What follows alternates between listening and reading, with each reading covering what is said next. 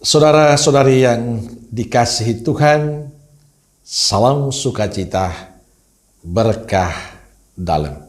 Sudahkah kita memberi senyum hari ini, Kamis 6 April 2023, hari Kamis Putih.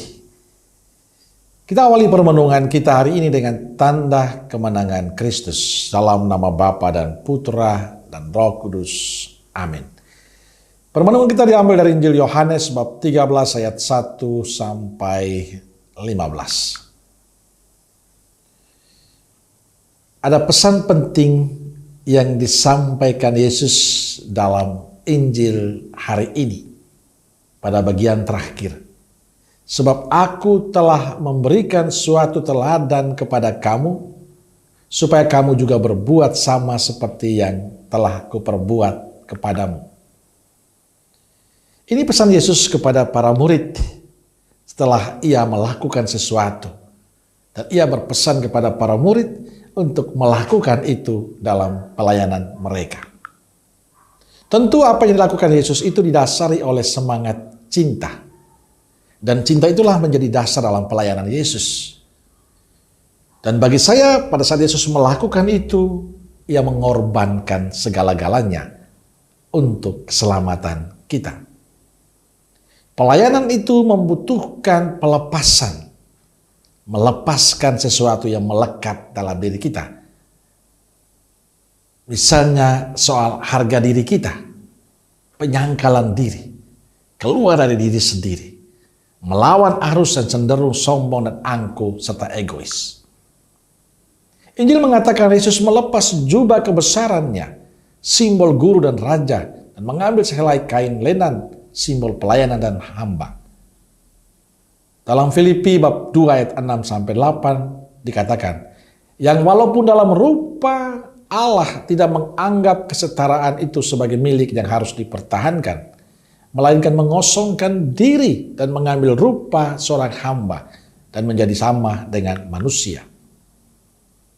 Bagi saya ini sesuatu yang indah yang dilakukan Yesus dan memberi contoh untuk kita di hari Kamis Putih. Saudaraku yang dikasihi Tuhan, ada dua kegiatan yang dilakukan Yesus pada malam Kamis Putih, malam perjamuan terakhir. Pertama, mengadakan perjamuan malam terakhir dengan murid-muridnya. Dan kedua, membasuh kaki para muridnya. Perjamuan malam terakhir dengan para muridnya menciptakan persatuan, menunjukkan relasi yang akrab dan rasa terikat yang kuat antara Yesus dan para muridnya.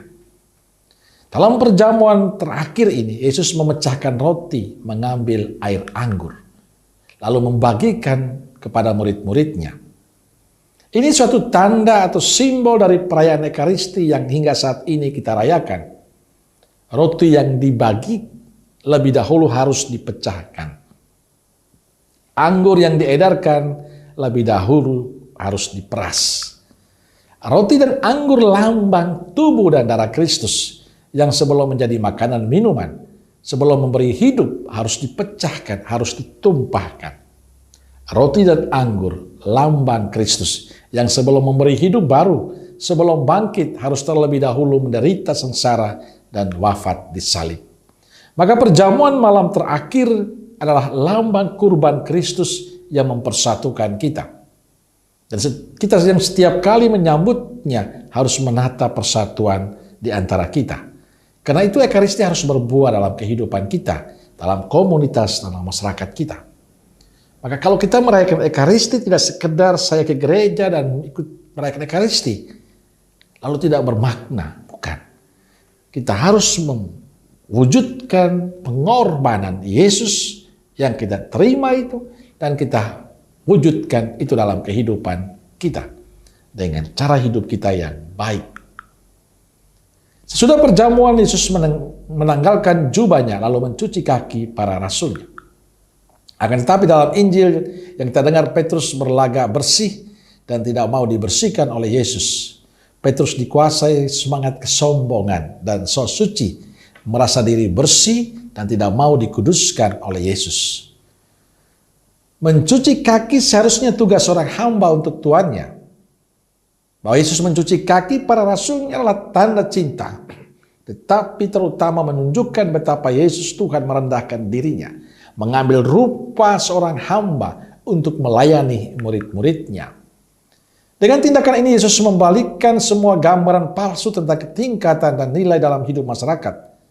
Dengan tindakan ini Yesus mempertegas apa yang dikatakannya, yang besar di antara kamu harus menjadi pelayan sekalian orang. Saudaraku yang dikasihi Tuhan, mencuci kaki adalah tanda pengabdian dan tanda cinta yang ekstrim. Ini contoh yang diberikan Yesus saat terakhir menjelang perpisahannya. Dan ini bagi saya menarik, yang perlu kita ingat dan kita hidupi dalam kehidupan kita. Saudaraku yang dikasihi Tuhan, dua kisah ini mengajarkan pada kita semangat baru yang ditunjukkan Yesus. Mengabdi dan mencintai dengan cara yang berbeda di tengah kepalsuan hidup ini. Ketika orang membenci kita, ketika orang mengkhianati kita, ketika orang bersekongkol melawan kita, Yesus berpesan, tidak perlu membalasnya. Kita tidak perlu menjadi pengkhianat, kita tidak perlu bersekongkol, tapi kita mencintai dengan tulus. Kita terus berbuat baik, terus menghadirkan damai, terus melakukan pelayanan-pelayanan yang tulus.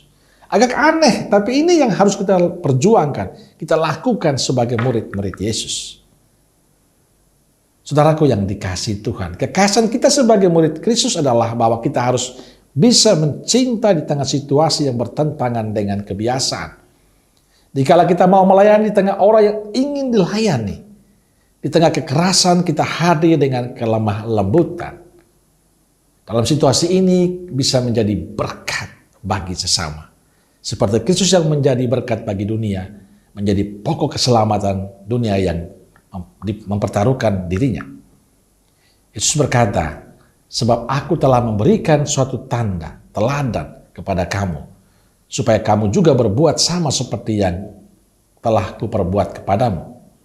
Teladan Yesus adalah mencintai dengan tulus, berkorban bagi sesama, melayani dengan rendah hati. Pertanyaannya adalah, maukah kita melanjutkan teladan Yesus ini dalam kehidupan kita? Semoga perayaan Kamis Putih memberi semangat baru bagi kita. Semangat berkorban, semangat mau melayani, semangat kerendahan hati dalam hidup. Amin. Semoga Allah yang Maha Kasih senantiasa memberkati saudaraku sekalian, Bapa, Putra, dan Roh Kudus. Amin. Keluarga Kudus Nazaret, doakanlah kami. Amin. Berkah dalam.